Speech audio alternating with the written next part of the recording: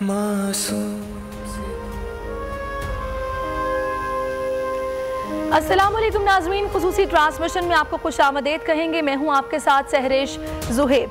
नाज़रीन, इसराइल की जानिब से जंग बंदी तो कर दी गई है, लेकिन दहशत गर्दी का सिलसिला अब भी जारी है। फ़लस्तीनी हुकूमत ने इसराइल के खिलाफ जंगी जराइम का मुकदमा दायर करने का फ़ैसला कर लिया है और इसी सिलसिले में आलमी अदालत से रुजू करने का फ़ैसला भी किया गया है। और आपको ये भी हम आगाह कर दें कि गज़ा पर इसराइली बमबारी से 232 से ज़ायद फ़लस्तीनी शहीद हुए, 1900 से ज़ायद ज़ख्मी हुए, 52,000 फ़लस्तीनी बेघर हो गए।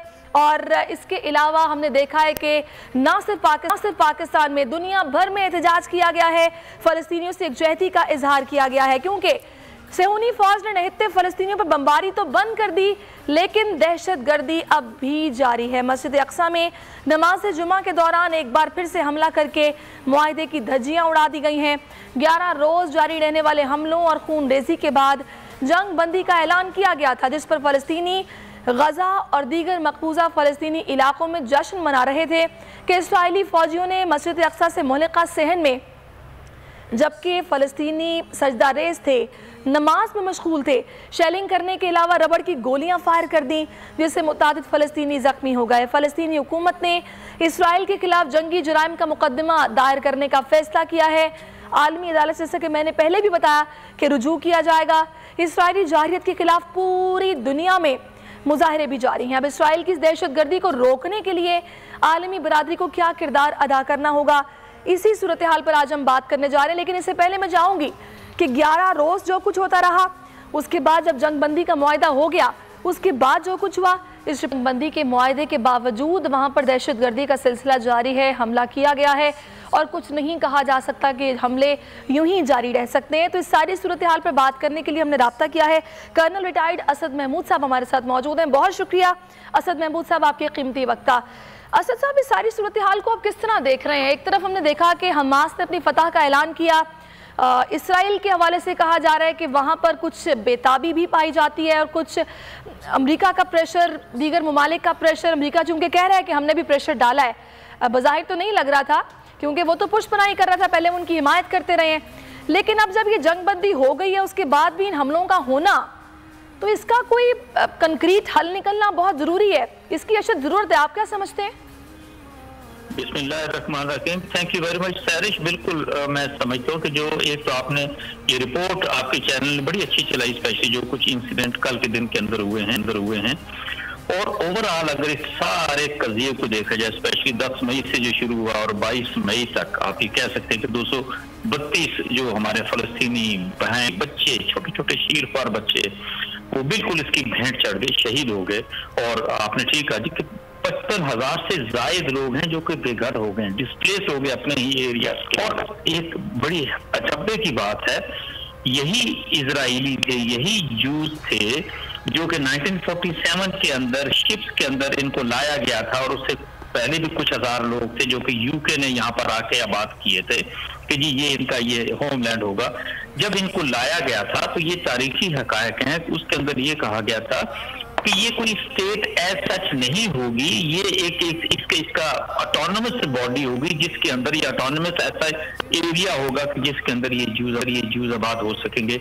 एंड इमेजिन करें कि अगले 73-74 ईयर्स के अंदर पूरी एरिया की हैयत को तब्दील कर दिया। जी। सो मच तो कि आप ये देखें कि 75% एरिया इस वक्त जो है वो इजरायलियों के पास है और जो नेटिव से जो कि फलस्तीनियों की, अरबों की बात करते हैं, हार्डली 25% एरिया, और वो भी देखें कि कुछ गजा के अंदर है, कुछ के अंदर है। और अच्छा, बड़ी माजरत के साथ कर्नल साहब मैं आपको थोड़ा सा रोकूंगी, इस वक्त हमें तज्जियाकार फारूक कादिल साहब ने भी ज्वाइन कर लिया, मैं उनसे भी बात करूंगी। लेकिन नाज़रीन, हम अपनी ट्रांसमिशन में वापस आते हैं और अब कुछ बात करते हैं फ़लस्तीन की मौजूदा सूरत हाल पर और जो कुछ हो रहा है। इस वक्त हमें अल्लामा जमील अहमद साहब ने ज्वाइन किया जो कि मजहबी स्कॉलर हैं, और फारूक कादिल साहब भी हमारे साथ हैं, कर्नल रिटायर्ड असद महमूद साहब भी हैं। तो अल्लामा साहब, मैं आपसे ये जानना चाहूँगी कि जो सूरत हाल अभी आप देख रहे हैं कि पहले तो उन्होंने जंग बंदी का मुआहदा किया, उसके बाद खुद उसकी धज्जियाँ उड़ाई कि जब मुसलमान जश्न मनाने में मसरूफ़ थे, सजदा रेस थे मस्जिद अक्सा में, तो उन पर रबड़ की गोलियां बरसाई गई, आंसू गैस की शेलिंग की गई, तशद्दुद किया गया। तो इस सारी सूरत हाल को आप किस तरह से देख रहे हैं? बिस्मिल्लाहिर्रहमानिर्रहीम। जी जी मुखातिब में आप जी अल्लामा साहब। जी जी जी बिस्मिल्लाहिर्रहमानिर्रहीम। बिल्कुल यही सूरत हाल है। और अब इसकी ये जो चेहरा है ना यहूदियों का, एक मकरू चेहरा, वो आलम दुनिया के सामने नज़र आ गया है कि पहले जिस मुआहदे पर ये दस्तखत करते हैं और सीज़ फायर करते हैं, जब मुसलमान उसकी फ़तह मनाते हैं, शुक्राने अदा करते हैं कि यानी उस चीज़ पर भी शुक्र अदा कर रहे हैं, या अल्लाह हमने इतनी जानें दे दी हैं मगर हम तेरे हरम को बचाने में सुरखरू हैं, तेरी मस्जिद को बचाने में सुरखरू हैं, तेरे घर को बचाने में सुरखरू हुए। तो जब वो सजदे शुक्र अदा करते हैं तो उनके ऊपर इस तरह की बर्बरियत फिर से की जाती है। इस पर आलम इस्लाम के साथ साथ आलम दुनिया की ताकतों को सोचना होगा कि दहशतगर्द है कौन असल में। निहत्ते मुसलमानों पर पहले हमले करना, निहत्ते मुसलमानों को पहले टारगेट करना और उनकी इमलाक के साथ उनकी जानों को नुकसान पहुंचाना, उसके बाद जब वो अपने खुदा की, अपने एक माबूद बरहक की इबादत में मशगूल हों तो उन पर इस तरह की बर्बरियत करना दर हकीकत में ये उनके मकरू चेहरे को सबके सामने वाज़े करने के लिए काफ़ी है। अल्लामा साहब, इसमें जो चीज़ जिस पर रोशनी डालना चाह रही हूँ वो है इनका जज्बा कि आप ये देखिए कि ये फ़ौज के एतबार से भी बहुत पीछे हैं, इनके पास वेपन्स नहीं है, जंगी आलात नहीं है, वो सिस्टम नहीं है जिससे ये दुश्मन का डट कर मुकाबला कर सकते, लेकिन उसके बावजूद ये डटे रहे। और आप इनका जज्बा देखिए कि इन पे एतमाद कितना है कि उन्होंने फिर जश्न भी मनाया, खुशी से अपनी फतह का ऐलान भी किया। जी जी देखिए ये वही है। जंग बदर को आप याद करें, जब कुफ़ार मुसलमानों को देखकर ये कह रहे थे कि तुम्हारे पास ना तीर है, ना तलवार है, ना भाले हैं, तो ये तुम किस पर भरोसा करते हो और तुम्हें क्या चीज़ जितवाएगी और तुम्हें किस चीज़ की ढारस है। तो उन्होंने कहा ना हम तीर पर तकिया करते हैं, ना भाले पर तकिया करते हैं, हम प्यारे रसूलुल्लाह सल्लल्लाहु अलैहि वसल्लम पर भरोसा करते हैं, हम अपने नबी आखिरुज़्ज़मा सल्लल्लाहु अलैहि वसल्लम पर भरोसा करते हैं। तो मुसलमानों के अंदर जो जज्बा ईमानी है ना वो सरशार है। और फिर दूसरी बात यह है कि आज तक भी अग़ियार और ये कुफ़ार और मुशरिकीन जानते हैं कि मुसलमानों का जज्बा जिहाद उनको किसी बात से माने नहीं करता। बिल्कुल आपने बजा फरमाया, बिल्कुल आपने बजा फरमाया। जिस तरीके से इन्होंने वहाँ पर मस्जिद अक्सा की आज़ादी की, मकबूजा फ़लस्तीन की आज़ादी की राहें हमवार की और जिस तरह डट कर मुकाबला किया, इसमें कोई शक नहीं है। जज्बा ही है जो जितवाता है, एतमाद पैदा करता है। मैं आपसे ये कर्नल साहब सवाल करना चाहूँगी कि अभी इस सारी सूरत हाल में जैसा कि आपने देखा भी कि तुर्की ने तजवीज़ दी, पाकिस्तान की तजवीज़ थी कि आलमी फ़ोर्स जो है उसको तश्कील दिया जाए जो वहाँ जाए और जाकर इनको भी तहफ़्फ़ुज़ फराहम करे और फ़लस्तीनियों के लिए वहाँ पर जो उनका नुकसान हुआ है उसके अजाले के लिए कुछ करे। तो इस सारी सूरत हाल में जब ये दोबारा से अटैक कर रहे हैं और अल जरा जो इनका इलाका बताया जा रहा है, शेख अल जरा, वहाँ पर तो बाकायदा फोर्सेस आ गई हैं जो मकानात भी खाली करवा रही हैं, कुछ ऐसी खबरें हैं, तशद्दुद भी हो रहा है, परेशान किया जा रहा है। तो ऐसे में इस फोर्स का तश्कील पाना और वहाँ जाना कितना ज़रूरी हो गया है? International peace keeping force under the UN mission. और आप यकीन मानिए कि ये अब जब से ये प्रोग्राम आपके चैनल ने शुरू किया, कई दफा इसका तज़किरा हम भी यहाँ से कर चुके हैं, सजेशन दे चुके हैं कि ये सिलसिला तब तक नहीं रुकेगा इजराइल की एट्रोसिटीज का या स्टेट टेररिज्म का, जब तक कि वहाँ पर एक मुसलमान और एक मजबूत जो है वो इंटरनेशनल फोर्स तैनात नहीं होती। तो वेस्ट बैंक को भी एक लिहाज से कवर करे और साथ ही गजा की भी बात करें और बैतुल मुकद्दस की भी हम बात करें। This is something very very important. आप देखिए यूनाइटेड नेशन के जो मिशन है वो तो इवन इंडिया पाकिस्तान के अंदर मौजूद है, एंड दैट टू ऑलमोस्ट को 70 साल इनको हो रहे हैं। तो why can't it be there in, जब इतनी सीरियस सिचुएशन वहां पर आपको नजर आती है, ये बहुत ही जरूरी है। यूएन के मुख्तलिफ मिशन पीस कीपिंग के इस वक्त भी दुनिया के अंदर मौजूद हैं और इवन अफ्रीकन कंट्रीज के अंदर मौजूद हैं। तो ये तो इस वक्त फ्लैश पॉइंट बना हुआ है, ये स्पेशली हम अगर इजराइल की और फलस्तीन की आपस की बात करते हैं। लेकिन आपने अपने डिस्कशन के अंदर जो एक बात की थी वो उनके फलस्तीनियों के जज्बे की बात की थी। आप सिर्फ इतना देखें कि 12 दिनों के अंदर कुछ भी नहीं था ना, सिर्फ रॉकेट से उन्होंने सर्टली फायर किए। आयरन डोम तो बिल्कुल जिसको कहते हैं ना, इन्होंने उसको रिडंडेंट कर दिया। कहने को तो बहुत बातें कह सकते हैं जी कि उसने बड़ा उन अटैक्स को रोका, रॉकेट्स को तबाह किया, लेकिन ये बताते नहीं अंदर में कि उनका कितना नुकसान हुआ है। बिल्कुल बिल्कुल। और वो जो फियर और पैनिक आपने इजराइलियों के अंदर इस दफा देखी है, इससे पहले कभी नजर नहीं आई। तबाही बर्बादी जो उन्होंने एक्चुअली वेस्ट बैंक के अंदर इससे पहले करते रहे और फिर गजा में जो इस दफा की, आप सोचिए वो फुटेजेस हम सारे देखते रहे, आप देखते रहे कि वहां पे बम गिर रहे और फिर आग के शोले और धुएं जिस तरीके से बुलंद होते हैं। आफ्टर ऑल वो किसी का घर जलता है, किसी का कोई मदरसा है, कोई स्कूल, कॉलेज, आप ये देखें।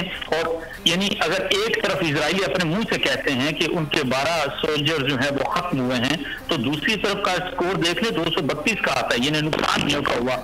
बट दोनों तरफ देख लें, वो जज्बे की बात होती है। जिस तरीके से जश्न हमारे फलस्तीनी बहन भाई और बच्चों ने मनाया रोड के ऊपर आके, बिल्कुल बिल्कुल आप ठीक कह रहे हैं कर्नल साहब। मैं फारूक साहब आपसे ये सवाल करूंगी कि अब ये बात ठीक है, लेकिन कहा जाता है कि पहले ये जंग, क्योंकि हिस्ट्री में हमने देखा भी है कि 40-40, 50-50 दिन तक जारी रहती थी, लेकिन अभी इनको 10-11 रोज के बाद ही घुटने टेकना पड़े, जंगबंदी का मुआहदा करना पड़ा। तो इससे जो इसराइल था वो अपना टारगेट अचीव नहीं कर पाया। दैट मीन्स कि वो हिले हैं, उनमें तभी बेचैनी भी है। और ये जो भी झड़पें हो रही हैं, ये भी इसी बात का सबूत है कि जो मकसद, जिस मकसद के लिए वो ये कर रहे थे, वो नहीं अचीव कर पाए। आपसे एग्री करता हूँ, ये वो उनकी शेयर फ्रस्ट्रेशन है इस वक्त जो कल का उन्होंने एक्शन किया है। उनको प्रॉब्लम होती है। देखें, इससे पहले तो पूरी दुनिया के अंदर, यानी अरब वर्ल्ड की भी बात करते हैं, तो ऐसा लगता था जी कि फलस्तीन के अंदर जो इजराइल है इट इज इनविंसिबल, भाई उसको तो आप कुछ कर ही नहीं सकते, वो बहुत बड़ी मुसल्लमा फौजी कुव्वत है और कोई अरब मुल्क उसको उस तरीके से टारगेट नहीं ले सकता। बट इमेजिन करें कि जिस तरीके से हमास ने उनको टेक ऑन किया, it is absolutely unbelievable. Nobody could believe कि ये कुछ हो जाएगा इजराइल के साथ। ये हरास, ये परेशानी ओवरऑल नजर आएगी इजराइल के अंदर। इवन इजरायली लोगों ने नेतन्याहू को क्वेश्चन भी करना शुरू कर दिया कि भी हमारे वो हुकूक किधर है, हम कैसे स्टैंड आउट करते हैं, हमें प्रोटेक्शन कौन देगा। एक तो ये चीज आ गई है। फिर दूसरा मैं आपसे कहूं, एक वो इजराइल आर्मी की, इजराइल की वो जो मिथ थी ना कि जिन्हें इनको कोई चैलेंज नहीं कर सकता, इनको कोई नुकसान नहीं पहुंचा सकता, वो मैं समझता हूं कि बड़ी हद तक इस दफा वो क्लियर हुई है। और उसके अंदर आप यकीन मानिए कि जो इंटरनेशनल मीडिया भी है, हमारा अपना पाकिस्तानी मीडिया, और उसी के साथ वो जो सोशल मीडिया ने बड़ा ही किया है। मैं आपको ये बताऊं, आज से 4-5 साल पहले इजराइल जो कुछ करता था, लोगों तक इस तरह की खबरें पहुंचती नहीं थी, कंट्रोल्ड किस्म की इंफॉर्मेशन लीक होती थी, या फिर इजराइल से किसी तरह की कोई फुटेज निकल गई तो निकल गई, बट अदरवाइज लोगों को नहीं पता चलता था। अब जिस तरीके से ना world is like a global village हो गई है, और मतलब किसी लोगों को एक एक चीज का मतलब पता चलता है, तो उसका इम्पैक्ट क्या हुआ कि that was the real pressure और नेतन्याहू के ऊपर आ गया, बिल्कुल इवन जो बाइडेन के ऊपर आ गया। एब्सोल्युटली राइट, आपने बिल्कुल ठीक कहा। अच्छा, मेरा अलामा साहब आपसे ये सवाल है कि हमने ये देखा है अभी जो हमारे फ़लस्तीन के वज़ीर आज़म हैं, उनकी जानिब से जब ऐलान किया गया, उन्होंने खिताब किया जंगबंदी के मुआहदे के बाद, तो उन्होंने कहा कि भाई ये हमारी नई जंगी हिकमत अमली है जिसने इसराइल के निज़ाम को हिला के रख दिया है, और अब बात जो है वो मुज़ाकरात से आगे निकल चुकी है। ये एतमाद, ये कॉन्फिडेंस, हालांकि उनकी फ़ौज इतनी ताकतवर नहीं है, ये जो हम उनमें देख रहे हैं, ये जहाँ तक मेरा अंदाज़ा है, ये जो मुस्लिम ममालिक जो उनके साथ उठ खड़े हुए हैं, ये उन्होंने उनको कॉन्फिडेंस दिया है। तो इस्लामी ममालिक का ऐसी सूरत हाल में एक ज़ुबान होकर बात करना, एक पेज पर होना, एक दूसरे के लिए आवाज़ उठाना कितना ज़रूरी है? जी, बहुत अच्छी ये खुशाइन उनका बयान है। और देखें, ये बयान जज्बा ईमानी से निकलता है। जब ईमान का जज्बा आपके अंदर सरायत कर जाता है, और इसके अंदर ये बात बिल्कुल ज़रूर मौजूद है कि वो जो मुसलमानों ने, पूरी दुनिया ने जो प्रोटेस्ट किए, जो मुजाहरे किए, और ये कहा कम अज़ कम कि हम आपके साथ खड़े हुए हैं, तो उससे उनके जज्बे में बुलंदी आती है, उनके जज्बे मजबूत होते हैं। देखिए, किसी शायर ने एक बात ये लिखी थी, ना घबराओ मुसलमानों, खुदा की शान बाकी है, अभी इस्लाम जिंदा है, अभी कुरान बाकी है। ये जालिम क्या समझते हैं जो अपने दिल में हंसते हैं, अभी तो करबला का आखिरी मैदान बाकी है। तो वो याद उनको ताज़ा करानी है। और जिस तरीके से उन्होंने वो बयान जारी किया है, आप देखिए कि वो जज्बा ईमानी सा सरशार है कि हमारे पास है तो कुछ नहीं, लेकिन अल्हम्दुलिल्लाह ये जान है, ये जान भी हम अपनी मिल्लत पर कुर्बान करने को तैयार हैं। बिल्कुल बिल्कुल। अच्छा, फारूक आदिल साहब हमारे साथ हैं। जी जी जी। अच्छा फारूक साहब, अब इस सारी सूरत हाल में, क्योंकि पहले कुछ ऐसी खबरें भी गर्दिश में थी कि नेतन्याहू इलेक्शन जीतना चाहते हैं, उन पर करप्शन के चार्जेस हैं, उनकी अहलिया पर, उनके बेटे पर करप्शन के चार्जेस हैं, तो इलेक्शन के लिए उन्होंने ये कैंपेन में ये उन्होंने स्टंट किया है और इस तरीके से फ़लस्तीन के साथ ये जंग हुई और हमले किए गए ताकि वो अपने जो इजरायली हैं उनकी हिमायत हासिल कर सकें और इलेक्शन जीत सकें। तो आपको लगता है कि उनको कोई फ़ायदा पहुंचा है या फिर वो फ़ायदा हासिल करने में कामयाब हुए हैं? क्योंकि 11 ही रोज़ बाद उनको जंगबंदी का मुआहदा भी करना पड़ा और बहुत से ममालिक की हिमायत चली गई है उनके पास से, क्योंकि बहुत से वेस्ट में ऐसे ममालिक हैं जो मुसलमान मुल्क फ़लस्तीन की हिमायत में खड़े हुए हैं। बहुत शुक्रिया, आपने मुझे इस पे बात करने का मौका दिया। और अभी मौलाना बात कर रहे थे मुसलमान के जज्बा ईमानी की, इसमें तो कोई शुबा नहीं कि जब मुसलमान किसी काज के लिए खड़ा होता है तो उस पर जज्बा ईमानी भी होता है, कुर्बानी का जज्बा भी होता है, और फिर वो जैसे कहते हैं कि लड़ा दे ममोले को शाहबाज से, ये भी होता है ये, और ये मुसलमान के साथ मखसूस है। लेकिन इसके बावजूद हमें ये जमीनी हकायक का भी जायजा लेना चाहिए।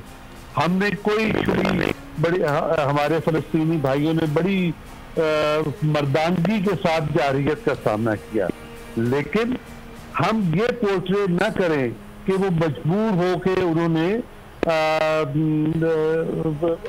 डीएस्केलेशन कर दिया है, जंगबंदी पे मजबूर हुए हैं। हमने उनको जंगबंदी पे मजबूर किया है। 2 दिन पहले की बात है जब बात हुई अपना अक़वाम मुत्तहिदा में कि देखिए फौरी तौर पे जंगबंदी होनी चाहिए, तो वेस्ट की तरफ से कहा गया कि देखिए अगर फौरी तौर पे जंगबंदी हो गई, एस्केलेशन का अमल कमजोर हो जाएगा। मतलब क्या है? एस्केलेशन क्या होती है? बतदरीज पीछे हटना।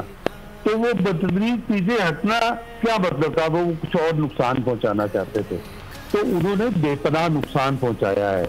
और वो क्यों नुकसान पहुंचाया है? इत्तेहाद नहीं है। हमने यहाँ मैंने इस ट्रांसमिशन में सुना, शायद आपने भी कहा कि हमारे इत्तेहाद के सामने वो झुक गए। कौन सा इत्तेहाद आपका? आपकी जो OIC की करारदाद है तो वो तो एक NGO की करारदाद है। मैं यहाँ पर फारूक साहब थोड़ा सा अगर आप मुझे मौका दें, मैंने उस इत्तेहाद की बात की है कि वो ममालिक जो इनके हक में खड़े हुए, जिन्होंने आवाज़ उठाई, जिस तरह हमारे पाकिस्तान के वज़ीर ख़ारजा अंकारा गए, वहाँ से सूडान के, मिस्र के जो थे वज़ीर ख़ारजा, उनको साथ लेकर न्यूयॉर्क गए, UN का इजलास बुलाने के लिए एफर्ट्स की। तो इस प्रेशर ने, इस इत्तेहाद ने जो साथ मिलकर चले और आगे बढ़े, इसकी मैं बात कर रही हूँ। मैं आपसे गुजारिश करूंगा कि ये सारी लिप सर्विस थी, ये कुछ भी नहीं था, ऐसा कुछ नहीं हुआ। उन्होंने अपने मकासद हासिल किए और वो मकासद इसलिए हासिल किए कि उनको हमारे दरमियान से सपोर्ट हासिल थी। इसका जवाब मैं कर्नल साहब आपसे लूंगी, क्योंकि मैं इस बात से एग्री नहीं करती फारूक साहब की मैं इस बात से एग्री नहीं करती। कर्नल साहब, आप इस पर क्या राय रखते हैं?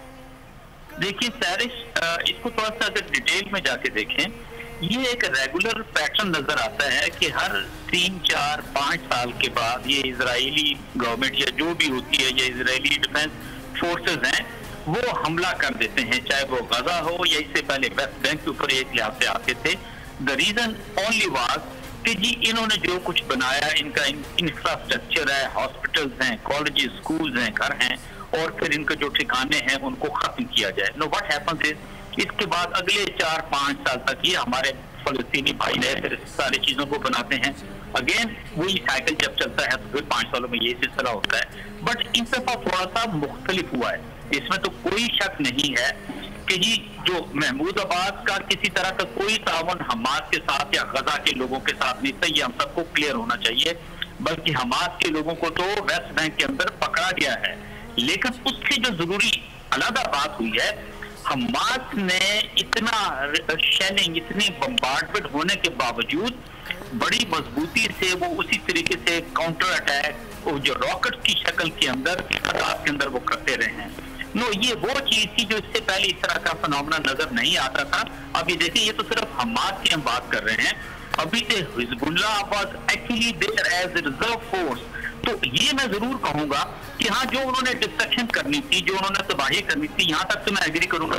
लेकिन कर्नल साहब, जो तबाही 40-50 रोज में होती है, एक तबाही तो वो है, और एक 11 रोज में जितनी वो कर सके वो है, क्या इसमें कोई फर्क नहीं है? दूसरा, आपने वेस्ट में देखा, अमेरिका में देखा, जो बल्कि खुद हिमायती था इसराइल का, वहां पर इतने बड़े मुजाहरे एहतजाज हुए। फिर जो वज़ीर आज़म है फ़लस्तीन के, वो खुद बोल रहे हैं कि मिस्र, कतर, रूस ये हमारे साथ खड़े हुए हैं, इन्होंने हमारे हक में बात की है इस सारे मामले पर। पाकिस्तान, रशिया, चाइना, टर्की, इनकी एफर्ट्स कुछ तो थी ना। अब ये तो नहीं कह सकते कि जनाब इनका कोई असर ही नहीं था, कोई इम्पैक्ट ही नहीं था। उसमें तो मैं आपसे बिल्कुल एग्री करता हूं, बल्कि पहली दफा आपने सिक्योरिटी काउंसिल के लेवल के ऊपर आपने आइसोलेटेड देखा है यूनाइटेड स्टेट्स को, यानी 4 दफा कोशिश की गई कि कोई मुतफ़िका लाए अमल आ सके और इमीडिएट सीज फायर की तरफ जाएं। अमेरिका ने उसको इख्तियार से रोका। हमें बहुत सारे लोग हमारे बात करते हैं इजिप्ट के बारे में कि जी इजिप्ट से किसी तरह की कोई सपोर्ट नहीं हुआ, बिकॉज ऑलमोस्ट 208 स्क्वायर किलोमीटर का जो एरिया इजिप्ट का वो लगता है फ़लस्तीन के साथ 12 किलोमीटर के साथ, लेकिन बैक डोर के ऊपर बिल्कुल जो है मैं समझता हूँ इजिप्ट ने बड़ा सीरियसली काम किया। और ये जो सीज फायर हुआ, सर्टनली 2 चीजें हैं, कॉम्बिनेशन है ना, बैकडोर डिप्लोमेसी चल रही थी, इसके अंदर सर्टनली इजिप्ट इन्वॉल्व था, इंटरनेशनल प्रेशर था, और उसी के अंदर बिल्कुल आप ये ठीक है। मैं यहाँ पर फारूक साहब आपकी तरफ वापस आती हूँ। आप उसमें तो मैं आपसे बिल्कुल एग्री करता हूँ, बल्कि पहली दफा आपने सिक्योरिटी काउंसिल के लेवल के ऊपर आपने आइसोलेटेड देखा है यूनाइटेड स्टेट्स को, यानी 4 दफा कोशिश की गई कि कोई मुतफ़िका लाए अमल आ सके और इमीडिएट सीज फायर की तरफ जाएं। अमेरिका ने उसको इख्तियार से रोका। हमें बहुत सारे लोग हमारे बात करते हैं इजिप्ट के बारे में कि जी इजिप्ट से किसी तरह की कोई सपोर्ट नहीं हुआ, बिकॉज ऑलमोस्ट 208 स्क्वायर किलोमीटर का जो एरिया इजिप्ट का वो लगता है फ़लस्तीन के साथ 12 किलोमीटर के साथ, लेकिन बैक डोर के ऊपर बिल्कुल जो है मैं समझता हूँ इजिप्ट ने बड़ा सीरियसली काम किया। और ये जो सीज फायर हुआ, सर्टनली 2 चीजें हैं, कॉम्बिनेशन है ना, बैकडोर डिप्लोमेसी चल रही थी, इसके अंदर सर्टनली इजिप्ट इन्वॉल्व था, इंटरनेशनल प्रेशर था, और उसी के अंदर बिल्कुल आप ये ठीक है। मैं यहाँ पर फारूक साहब आपकी तरफ वापस आती हूँ। आपने ये बोला है कि इसमें इसराइल ने अपने मकासद को हासिल किया है, जितनी तबाही वो करना चाहता था उसने की है। वो मकासद क्या है जो उसने हासिल किए हैं? ये मकासद गुज़श्ता 70 साल में हमारी समझ में नहीं आए। नहीं, इस दफा की खास बात बताएं ना, क्योंकि एक तरफ तो इलेक्शन कहा जा रहा है कि जी इलेक्शन था और नेतन्याहू के ऊपर करप्शन के चार्जेस हैं, उसको जरूरत थी अपने, उसको पता था वो हार जाएगा, इसलिए उसने ये टैक्स किए। देखिए उसके इंटरनल मामलात जो भी हों वो उसके साथ हैं, हमें उससे कोई मतलब नहीं रखना चाहिए। और वो अपने आवाम को कोई क्या धोखा देता है, नरेंद्र मोदी की तरह वो पाकिस्तान को या मुसलमानों को टारगेट करके किस तरह से वो इलेक्शन जीतना चाहता है, ये उसका अंदरूनी मामला है। बिल्कुल इसी तरह से नेतन्याहू इलेक्शन जीतना चाहता है, इलेक्शन हार जाता है, वो उनके अंदर की बात है। बुनियादी उनकी एक पॉलिसी है कि उन्होंने फलस्तीन पे कब्जा करना है, उन्होंने बैतुल मुकद्दस को अपना दारुल हुकूमत करार दे दिया है, उसको बरकरार रखता है। देखिए वो एक एक कदम आगे बढ़ते चले जा रहे हैं। करारदादे फारूक साहब मौजूद हैं, जीनोसाइड करके तो नहीं हो सकता ना कि वो कब्जा कर लेगा और उसको करने भी दिया जाएगा। ग्रेटर इसराइल का ख्वाब ऐसे थोड़ी उसका पूरा हो जाएगा। मैं माफी चाहता हूँ आपसे, तो ये जेनोसाइड नहीं हुआ फलस्तीनियों का? बिल्कुल हुआ है, लेकिन रोका गया ना फिर जालिम के हाथों को, ऐसे थोड़ी कि वो कब्जा कर लेते हैं। रोका है? आप फरमा रही हैं कि अमेरिका में जुलूस निकल रहे हैं, जुलूस अमेरिका की हुकूमत निकाल रही है, या जिनका जमीर जिंदा है। अमेरिका बिल्कुल उनकी पुष्ट पे नहीं खड़ा। अमेरिका ने उसको मौका दिया कि मुसलमान, और हम अपने जज्बा जिहाद में इधर से बैठ के एक बात करते रहे हैं, जैसा कि हम गुज़श्ता 70 साल से करते चले आए। ये ना करें, हकीकत में रहिए। जी कर्नल साहब, मुसलमान मुत्तहिद नहीं है, और मुसलमान चूंकि मुत्तहिद नहीं है इस वजह से बर्बाद हो रहे। ठीक है, अच्छा जी कर्नल साहब, ये आपका पॉइंट ऑफ व्यू आ गया। फारूक साहब एक मिनट जी, एक जुमला मुझे कहने दें। हाँ जी, कर्नल साहब ने ये बात बिल्कुल दुरुस्त कही है कि ये एक आर्जी मामला है, और ये वाली जंगबंदी भी जो गुज़श्ता 1-2 दिन पहले हुई है, ये भी आर्जी है। आप देखिएगा और लिख रखिए कि दोबारा हमला होगा। अच्छा, तो इसीलिए तो आर्मी फोर्स बनाने के लिए कहा जा रहा है। जी कर्नल साहब क्या कह रहे हैं आप? मैं इसमें जो सबसे जरूरी बात है कि ये तो देखें 70-72 सालों से अगर उन्होंने फलस्तीनियों को दबा के रखने की कोशिश की है, लेकिन उनका जो जज्बा जिहाद कह लें, अपने वतन से मोहब्बत है, उसको कम नहीं कर सके, बल्कि आप ये कह सकते हैं कि वो ज्यादा हुआ है। इस दफा जो एक चीज डिफरेंट आई है वो ये थी कि Israeli they were not expecting कि रिटेलिएशन इस क्वांटम के साथ, इस क्वांटिटी के अंदर आएगी और exactly. लीथल साबित होगी इजराइल के लिए। वहां पर मरता है ना, तो वहां पर मातम बिक जाती है इजराइल के अंदर। मैं ये 12 कमिट करते हैं अढ़ाई से कि इससे ज्यादा इनका नुकसान हुआ है, तो ये बड़ा सिग्निफिकेंट है। जो अगली चीज मैं आपको बताऊं, वहां पे अरब, फलस्तीनी और फिर जूस जो हैं वो बैतुल मुकद्दस के अंदर इकट्ठे रहते हैं। अब क्या हुआ है कि हल्के हल्के वो ऐसा फील होता है they are heading towards civil war. Why it is so? जहां मौका मिलता है फलस्तीनियों को, वो किसी यहूदी को पकड़ लेते हैं, मारपीट शुरू होती है, और जहां कहीं यहूदियों को मौका मिलता है they do the same thing. No, ये वो चीज आती है कि जो कि मुसाद वाले हमारे मुल्क में प्रैक्टिस करते रहे थे, वही चीज सारी उनके ऊपर वापस चली जा रही है। तो ये बड़ा सिग्निफिकेंट है कि अब वो उनको पता चल गया है और इजराइल को ये कंफर्म है कि जी टिल सच टाइम वो बात तो ठीक है कि सोवरेन स्टेट बननी थी, ऐसा नहीं होना था कि ऑटोनमस स्टेट बननी थी कि अलग मुल्क, लेकिन अब ये जब तक दो मुल्क नहीं होते फलस्तीनियों से, Israelis can never be at peace. ये कल करते हैं, ये सही। चले अलामा साहब, सारी गुफ्तगू आपने सुनी है, वाज़ेह पैगाम दिया है फलस्तीनियों ने कि फलस्तीन की ज़मीन पर कोई समझौता कबूल नहीं होगा और हमने मकबूजा फ़लस्तीन और मस्जिद अक्सा की आज़ादी की राहें हमवार कर दी हैं।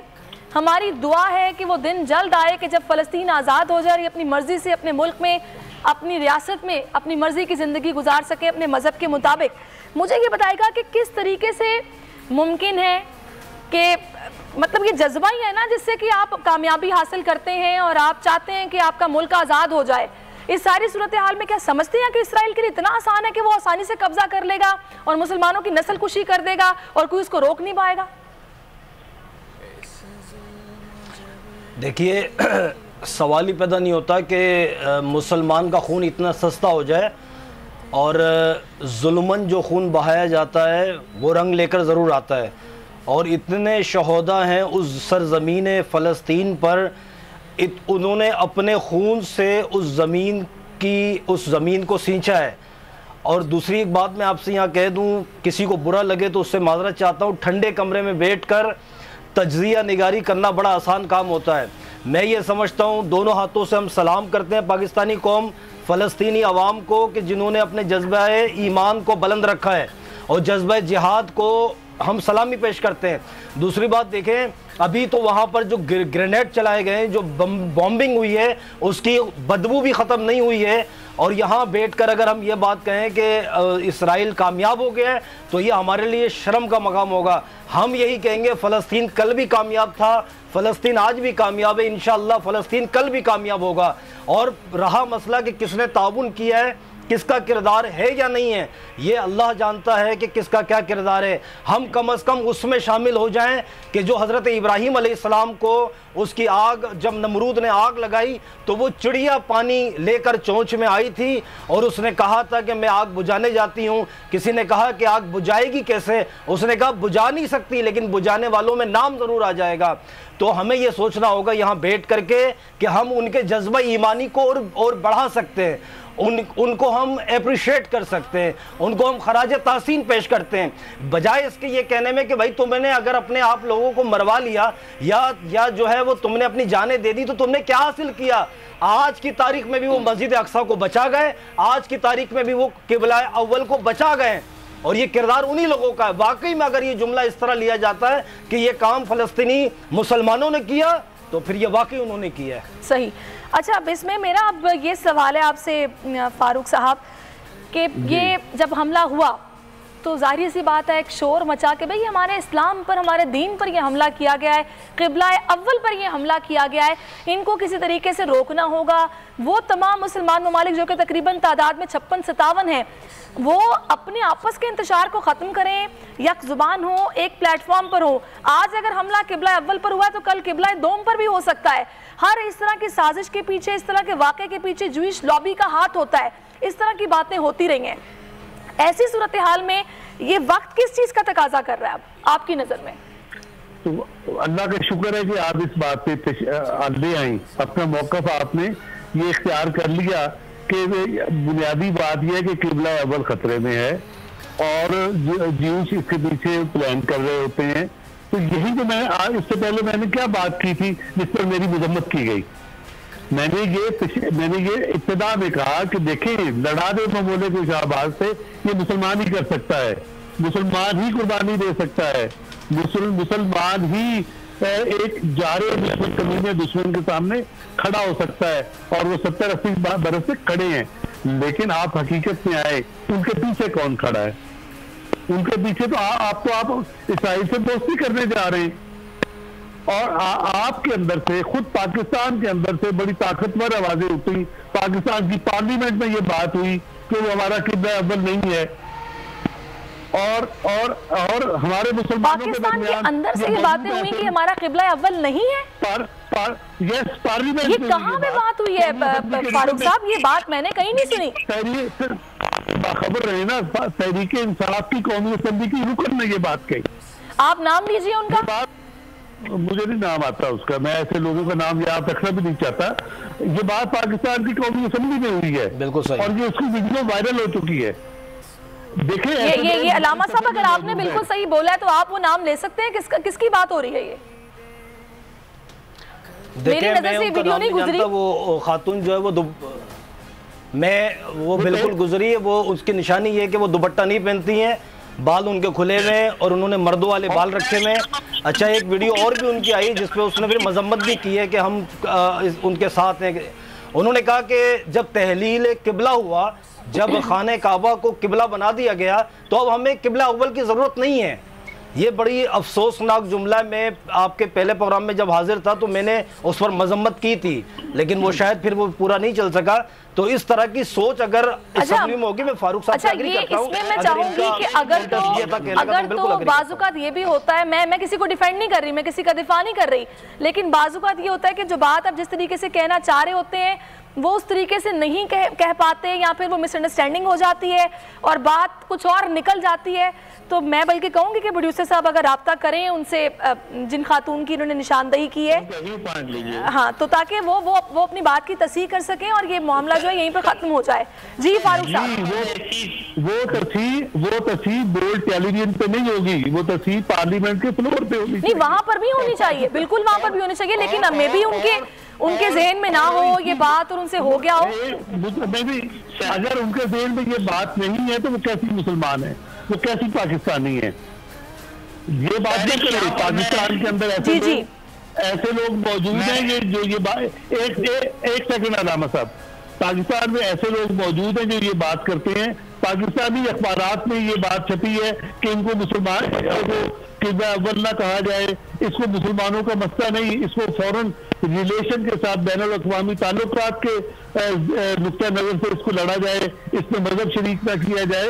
ये सारी बातें पाकिस्तान में भी हुई हैं और इस वक्त दुनिया में ऐसे लोग मौजूद हैं। जब फारूक साहब ऐसी बातें हुई हैं तभी मजम्मत की गई है और तभी हम मेरे अपने ट्रांसमिशन में ऐसे गेस्ट मौजूद थे जिन्होंने उसी वक्त ये बोला कि नहीं, आप बिल्कुल ठीक फरमा रहे हैं कि ये मजहब पर हमला है, हमारे दीन इस्लाम पर हमला है, ये बात इसी तरह होनी चाहिए और ये दोबारा नहीं होना चाहिए।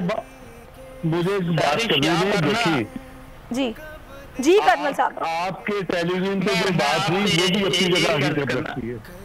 मैं आपसे एक चीज अर्ज करना चाहता हूँ, ये हमारा मुल्क है 22 करोड़ लोगों का, इसके अंदर में भी कुछ लोग हों जिस तरह के हमारे दोस्त कह रहे हैं कि किसी को कोई व्यू पॉइंट हो सकता है, वो व्यू पॉइंट ना पूरे मुल्क के अवाम का हो सकता है ना हुकूमत का हो सकता है। अगर असेंबली के फ्लोर पे किसी मेंबर ने कोई इस तरह की बात की है, कोई ऐसा नहीं हो सकता कि वो उसी को हम मतलब एज ए प्रेसिडेंट लेके और कहेंगे कि हम इमीडिएटली एक्शन करने जा रहे हैं। मैं समझता हूँ इस सारे प्रोसेस के अंदर जितना एक्टिव रोल पाकिस्तानी सानियों ने और हमारे मीडिया ने प्ले किया है, और स्पेशली मैं बोल की बात करूंगा, इससे ज्यादा किसी और ने प्ले नहीं किया, and that is something very important. मैं समझता हूँ हम अपने फलस्तीनी बहन भाइयों के साथ उसी तरीके से खड़े हैं जैसे शायद खुद कोई फलस्तीनी खड़ा होगा। और मैं ये भी आपको मैं बता दूं, इंस्पाइट ऑफ दैट कि मे भी हमें कुछ शिकायतें भी हो सकती हैं फलस्तीनी हुकूमत से, अगर नरेंद्र मोदी को बुला के वो सबसे बेस्ट सिविल अवार्ड जो है वो पूरी अरब दुनिया के अंदर ये देते हैं, उन्होंने मसला कश्मीर के ऊपर जितना हमारे साथ होना चाहिए था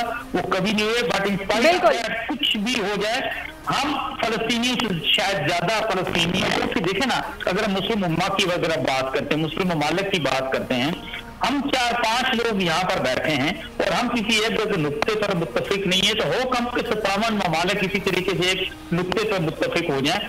और अगर फलस्तीनी है, देखिए एक सबसे जरूरी चीज मैं आपसे कहूंगा, 56, 67 और 73 के अंदर 4 जंगें अरबों ने मिलकर लड़ी, इसराइल को शिकस्त नहीं दे सके। द रीजन वाज, इसराइल जो है वो सुपर स्टेट है अमेरिका की। आप इसराइल के साथ तो लड़ सकते हैं, अमेरिका की कॉलोनी कहा जाता है, मुकम्मल उसको पुष्पनाही हासिल है, कभी उसका जो दिल चाहता है वो कर रहा है, वो क्रिएटर है सर, उसको क्रिएटर, उसको मॉन्स्टर बनाने में किरदार ही अमेरिका का है। खैर मैं यहाँ पर आप तीनों से इजाजत चाहूंगी, उनके वक्त क्योंकि काफी मेरे पास कम है। आप तीनों का बहुत शुक्रिया। नाज़रीन, इस हवाले से आवाज़ हम उठा रहे हैं, उठाते रहेंगे जब तक कि हमारे फ़लस्तीनी बहन भाई रिलीफ में नहीं आ जाते, जब तक उनको आज़ादी नहीं मिल जाती और वो अपनी रियासत में होंगे। इसका 2 रियासती हल ही मुतालबा है ना, वो निकलना बहुत ज़रूरी है। हमें आवाज़ उठाते रहना है ताकि जालिम के हाथों को रोका जा सके। ट्रांसमिशन का सिलसिला जहां से रोका था वहीं से आगे बढ़ाएंगे। फ़लस्तीन के मसले पर बात कर रहे हैं क्योंकि वहां पर झड़पें फिर से जारी हैं और कल जब फ़लस्तीन नमाज जुमा के बाद फ़लस्तीन में मस्जिद अक्सा में फ़लस्तीनी जश्न मना रहे थे, उसी दौरान इसराइल की जानिब से जंगबंदी के मुआहदे के बावजूद फिर से शेलिंग की गई, रबर की गोलियाँ बरसाई गई, तशद्दुद किया गया। और शेख अल जराह के इलाके में अभी भी कहा जा रहा है कि बड़ी तादाद में इसराइली फोर्सेस मौजूद हैं जो कि वहाँ पर मकान खाली करवा रही हैं। तो इस मसले का मुस्तकिल हल निकलना अब बहुत ज़रूरी हो गया है। 2 रियासती हल कहा गया है कि इसका निकलना चाहिए, लेकिन कब निकलेगा, कौन इसमें किरदार भरपूर तरीके से अदा करेगा और ये हल हो पाएगा, क्योंकि मसला फ़लस्तीन और मसला कश्मीर ये आपस में काफ़ी मुमासलत रखते हैं और इन दोनों का हल निकलना बहुत ज़रूरी है, क्योंकि वहाँ पर भी जुल्म हो रहा है और फ़लस्तीन में भी जुल्म किया जा रहा है। इसी पर बात करने के लिए इस वक्त माहिर बैनुल-अक़वामी उमूर हामिद खान साहब ने मुझे ज्वाइन किया है। हामिद साहब, बहुत शुक्रिया आपके वक्त का।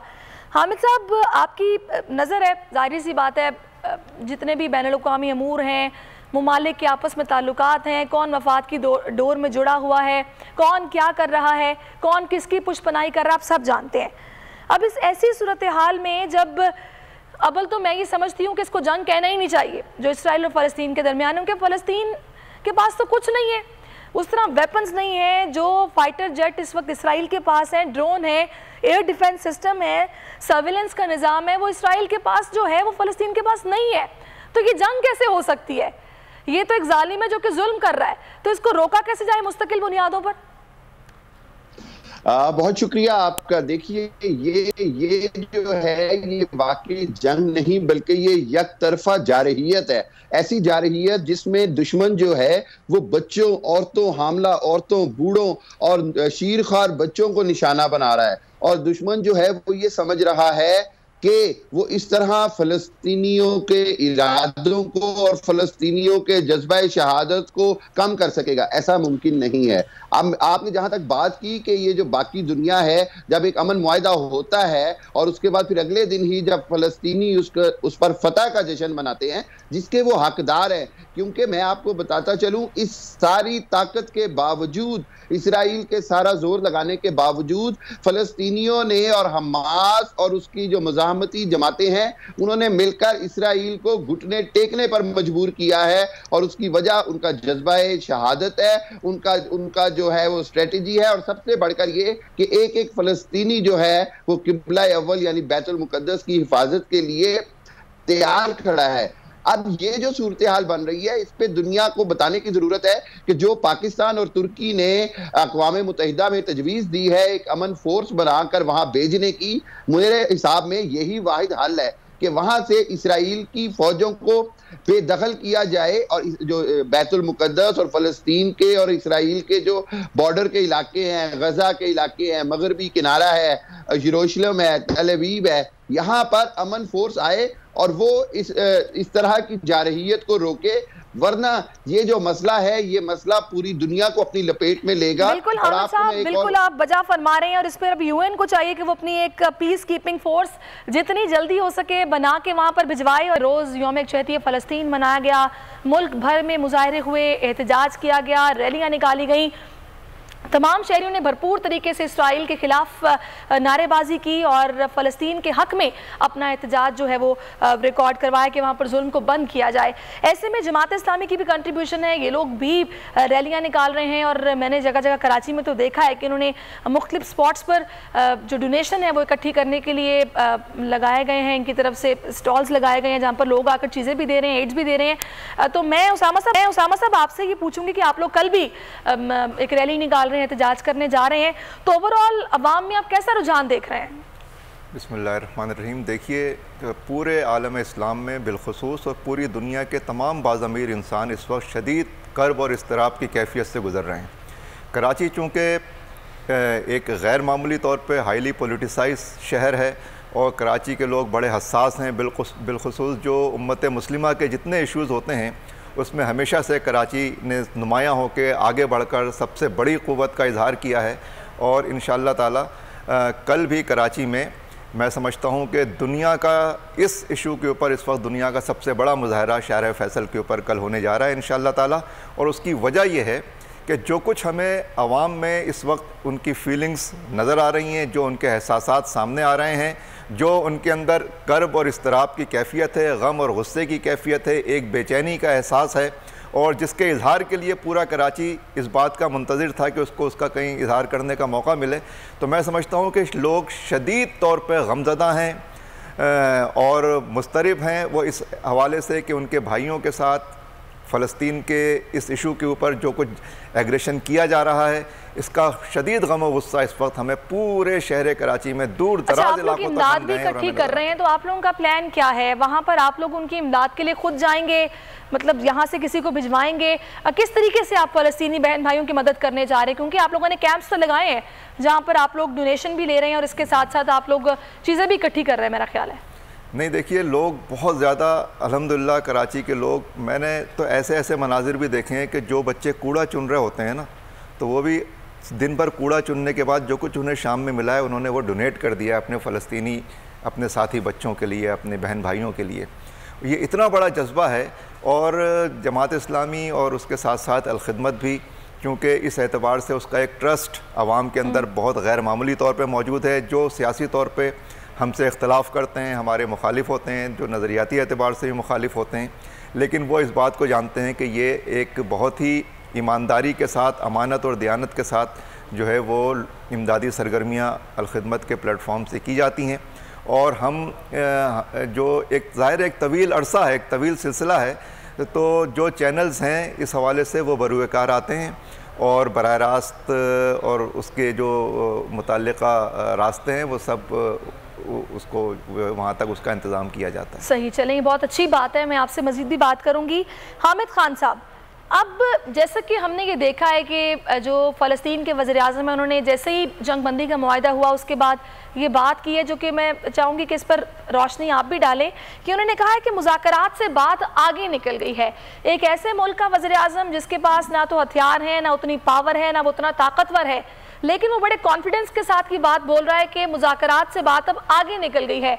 ये कॉन्फिडेंस जो उनमें आया है, इसके पीछे क्या वजूहात हैं? वो किस तरह ये बात कर रहे हैं? और जो मुज़ाकरात से बात आगे निकल गई है तो वो अब क्या सोच रहे हैं? आपको क्या समझ आ रही है?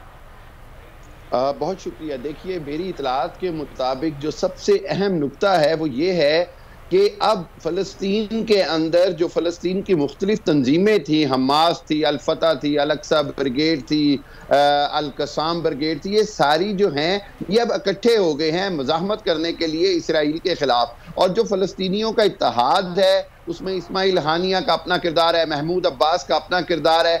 इस सारी सूरत हाल के अंदर अब फ़लस्तीनी ये बात जान चुके हैं कि उनको एक फाइनल, एक आखिरी मार्का लड़ना ही पड़ेगा यहूदियों के खिलाफ, इसराइल के खिलाफ, क्योंकि यहूदी जो हैं वो अपनी मुख्तलिफ किताबों और सहूनी रियासत के मुतालबे के साथ साथ अपनी किताबों का हवाला देते हैं जिसके मुताबिक वो नऊज़ बिल्लाह मस्जिद अल अक्सा को डिमोलिश करना चाहते हैं। और इसी हवाले से इस वज़ीर आज़म जो है फ़लस्तीन के, उनका बयान है कि वो अब किसी भी हालत में यहूदियों को उनके अज़ाइम पूरे नहीं करने देंगे और दुनिया को उनका साथ देने की ज़रूरत है। और इसके अंदर सबसे अहम बात यह है कि हमने देखा कि इतलात हैं कि हिजबुल्लाह ने जो है वो हमास का साथ दिया, और ऐसी खूबसूरत बात इसके अंदर यह है कि हमास एक सुन्नी तंजीम है, हिजबुल्लाह अहले तशी से ताल्लुक़ रखती है। अगर ये दोनों मिल कर इसराइल के खिलाफ जंग करते हैं तो आप यकीन करें कि ये पूरी दुनिया के मुसलमानों के लिए एक अच्छी खबर है और अच्छा पैगाम जाएगा। और मुसलमान जो पूरी दुनिया में जहां जहां बसते हैं उनके लिए लाजिम है कि वो यूरोप की अंदर, अमेरिका में, वेस्टर्न वर्ल्ड में इसराइल की मसनूआत का बाइकाट करें। हमने देखा हर इंसानियत दोस्त शख्स, चाहे उसका ताल्लुक किसी भी मजहब से हो, उसने इन एहतजाज में, इसराइल के खिलाफ होने वाले एहतजाज में हिस्सा लिया। लाखों की तादाद में लोग अच्छा, इसमें एक और चीज भी है हामिद साहब, गलियों में आए। हमने ये देखा है कि काफी असर रसूख देखा गया इसराइल का। जाहिर सी बात है, मशरिक़ वस्ता में ताकतवर मुल्क है वो, फिर उसको अमेरिका की कॉलोनी भी कहा जाता है, उनकी पूरी उनको आशीर्वाद हासिल है। तो ऐसे में कि लोग मीडिया को भी कंट्रोल करते हैं, लेकिन जिस तरीके से दुनिया भर में एहतजाज किया गया, अमेरिका में भी किया गया, ह्यूस्टन में, न्यूयॉर्क में एहतजाज हुआ, और जो यूनाइटेड नेशन के दफातर हैं उनके सामने एहतजाज किया गया, वेस्ट में भी एहतजाज हुआ। तो ये जो राय आमा जिस तरीके से हम लोगों ने देखी है कि उसका दबाव बढ़ा है, ऐसे में मीडिया का किरदार आपने किस तरह देखा है, जिन्होंने दिखाया दुनिया को कि ये कुछ हो रहा है? जी देखें, अल्लाह ताला कुरान पाक में कहते हैं कि एक तुम्हारा चाल होती है, एक अल्लाह की चाल है। और इन्होंने जो सोशल मीडिया और इंटरनेट और ये सारा कुछ दुनिया को गुमराह करने के लिए बनाया था, अल्लाह के हुक्म और अल्लाह की चाल से ये सोशल मीडिया ही इसराइल की चालों के ऊपर उल्टा पड़ गया। पूरी दुनिया में हमने देखा कि किस तरह सोशल मीडिया के ऊपर और दूसरे मीडिया के ऊपर जो है वो पूरा इसराइल की बर्बरियत दिखाई। हैगन में 64 छोटे छोटे कफन रखे गए हैं सड़कों पर, और उन बच्चों की तस्वीरें लगाई गई हैं जो पिछले 12 दिनों में शहीद हो गए हैं। दुनिया का जमीर झंझोड़ा जा रहा है। और मैं आपको एक और बात बताता चलूं कि ये जब इस तरह के मनाजिर देखती है तो दुनिया में हर दर्द दिल रखने वाला इंसान ये बात जान जाता है कि इसराइल इंतहाई बर्बरियत कर रहा है। और आप यकीन करें कि जो वर्ल्ड मीडिया है, बिल्कुल ठीक कह रही हैं आपने, इसको यहूदी लॉबी ने कंट्रोल किया हुआ है, चाहे वो फॉक्स न्यूज हो, CNN हो, दूसरे चैनल्स हो। लेकिन उसके साथ साथ अब हमने देखा कि सोशल मीडिया पर बहुत बहुत बड़ी आवाजें उठी। उसका नतीजा ये हुआ कि इसराइल को अपनी ऑफिशियल वेबसाइट पर मतलब अदाकारों और दूसरे लोगों को तनकीद का निशाना बनाना पड़ा। इससे अंदाजा करें कि इसराइल की हुकूमत किस कदर बिल्कुल बौखलाहट का शिकार है और उनमें एक इज़्तिराब, बेचैनी पाई जाती है। बिल्कुल आप ठीक कह रहे हैं। अच्छा उसामा साहब, मेरा आपसे ये सवाल है कि अब इस सारी सूरत हाल में देखिए, अभी एक तो वहाँ पर झड़पें फिर से हो रही हैं जंगबंदी के मुआहदे के बावजूद।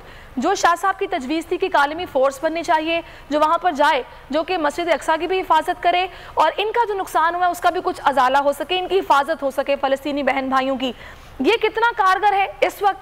और दूसरा, हम अपने तई क्या कर सकते हैं हुकूमती सतह पर, क्योंकि इस वक्त फ़लस्तीनियों को ना सिर्फ हमारी मोरल सपोर्ट की ज़रूरत है बल्कि प्रैक्टिकल सपोर्ट की भी ज़रूरत है कि उनका बिजली का निज़ाम, सेहत का निज़ाम कोलैप्स कर चुका है। एक ही उनके पास कोरोना वायरस की टेस्टिंग लैब थी, वो तबाह हो चुकी है, इमारतें तबाह हुई हैं, हज़ारों में लोग बेघर हुए हैं, सड़कें उनकी बनने वाली हैं। ऐसे में हम क्या कर सकते हैं? देखिए, आपने बहुत अच्छी बात की है। जो असल मसला है वो हमारे हुक्मरान तबके का है। जो हमारा हुक्मरान तबका है और हमारे 57 इस्लामी ममालिक की जो फ़ौजें हैं, उन्होंने इस मौके पर जो किरदार अदा किया है वो हस्बे रवायत, हस्बे साबिक़ नहायत शर्मनाक, और हमास की निहत्ती आवाम की इस मुज़ाहिमत ने उनके मुंह के ऊपर एक थप्पड़ रसीद किया है कि दुनिया की 7वीं बड़ी पावर इसराइल कहलाता है। और इसराइल जैसे मुल्क को उन्होंने अपने पत्थरों के ज़रिए, अपने अवाम की ताकत के ज़रिए, अपनी इज्तिमाई मुज़ाहिमती क़ुव्वत के ज़रिए और ईमान के इजहार के ज़रिए, और उन्होंने दुनिया के सामने ये वाज़े कर दिया है कि ईमान का मुकाबला दुनिया की कोई टेक्नोलॉजी नहीं कर सकती। जिस तरह से उन्होंने मुज़ाहिमत की है और जिस तरह से इसराइल मजबूर हुआ है उनके आगे घुटना टेकने के लिए, ये बड़ा तारीख़ी वाक़या है कि जो कई तकरीबन 8-10 साल के वक्फे के बाद एक दफ़ा फिर दुनिया के सामने मंजरनामा आया है और ज़्यादा क़ुव्वत के साथ आया है।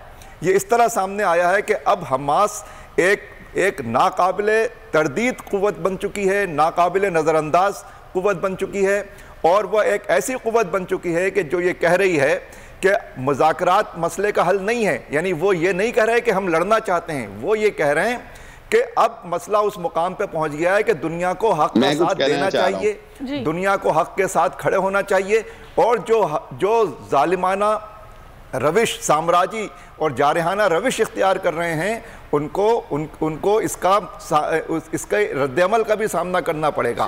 लिहाजा उनके, और मैं देखिए ईरान के जर्नल ने उनकी सपोर्ट में ये बात कही है कि उन्होंने ज़ाहिर है अपनी मालूमात की बुनियाद पर ये बात कही होगी कि अब हमास अब अपनी सलाहियतों की बुनियाद पर यह अहलियत अपने अंदर पैदा कर चुकी है कि उसके रॉकेट्स इसराइल के तैयारों और उनके हवाई अड्डों को भी निशाना बना सकते हैं।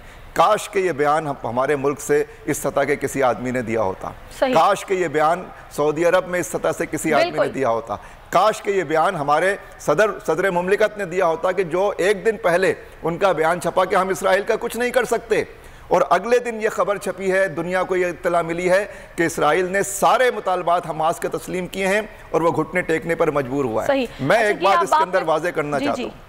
देखिए, ये जो इसराइल का मसला है ये एक सहूनी मसला है। हम यहूदी मज़हब के ख़िलाफ़ नहीं हैं, लेकिन सहूनियत एक साम्राज्य एजेंडे के साथ यहूदी कौम की बुनियाद पर, यहूदी कौम परस्ती की बुनियाद पर एक ऐसी रियासत की तश्कील चाहती है कि जो उस पूरे अरब रीजन को भी अपने कब्ज़े में ले ले और अपनी सरहदों को मदीना मुनव्वरा तक जो है वह अल्लाह ताला आफ़ियत में रखे और इस शर से महफूज रखे, वहाँ तक तोसी देना चाहते हैं। उस तोसी के रास्ते में अगर कोई चीज़ रुकावट है तो ये हमास की वो तारीख़ी मुज़ाहिमत है। सब ने हथियार डाल दिए हैं, सब ने शिकस्त कबूल कर ली थी। हमास है कि जिसने दुनिया भर के मजलूम इंसानों को इस बात का हौसला दिया है कि नई मुज़ाहिमत में ज़िंदगी है, ईमान का मुकाबला कोई जारहियत, कोई ताकत, कोई टेक्नोलॉजी नहीं कर सकती। बिल्कुल आपने बजा फरमाया। मैं हामिद साहब, आप कुछ कहना चाह रहे थे? मैं सिर्फ दो चीजें कहना चाह रहा था। एक तो मैं ये आप इनकी बात से एग्री करता हूँ कि वाकई 57 मुमालिक ने कोई ऐसा रोल अदा नहीं किया जिससे कि उनसे तवक्को की जाती है।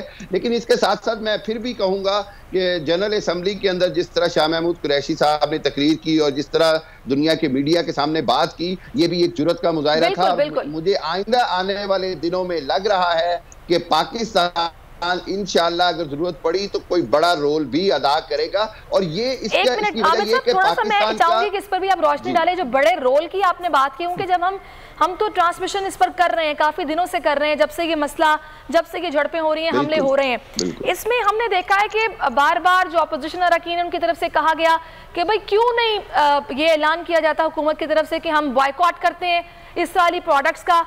फिर हमने ये भी देखा कि जो हमास के जो सफ़ीर थे उनकी जानिब से, हमास करीम फ़लस्तीन के सफ़ीर थे, उनकी जानिब से कहा गया कि भाई क्यों यहाँ पर जितने भी इस्लामी ममालिक हैं वो प्रोडक्ट्स का बॉयकॉट करें, इसके साथ साथ वो ममालिक जो कि अमेरिका से एड ले रहे हैं वो उसका बॉयकॉट करें कि भाई हमें एड नहीं चाहिए।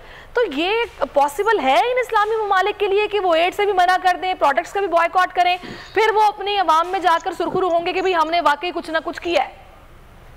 देखें, जहां तक एड का ताल्लुक है, मेरा नहीं ख्याल कि उसके ऊपर अभी मुसलमान ममालिक के अंदर इतनी मईशी ताकत है कि वो उससे इनकार कर सकें। लेकिन ये ज़रूर है कि उनकी इसराइल की प्रोडक्ट्स का बाइकाट किया जा सकता है। उसके साथ साथ जो अमेरिका के अंदर मुसलमान लॉबी है उसको आगे आना पड़ेगा। देखिए, अमेरिका के अंदर इसराइल की हुकूमत इतनी मजबूत क्यों है? क्योंकि यहूदी लॉबी बहुत मजबूत है।